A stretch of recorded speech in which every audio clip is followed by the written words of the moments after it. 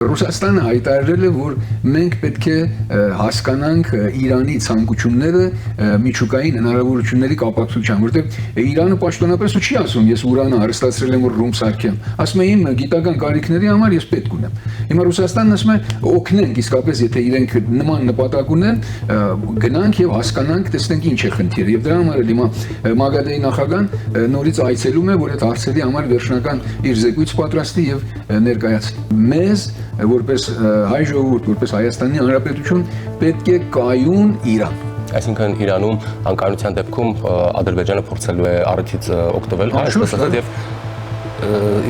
Իրանի հետ սահմանի Հայաստանի հարցերը լուծել։ Անշուշտ այդ վտանգը կա, որտեղ մենք անգամներ ասել ենք, որ տեսնում ենք, որ Զանգեզուրի հարցով մեր ամենամոտ բարեկամը եւ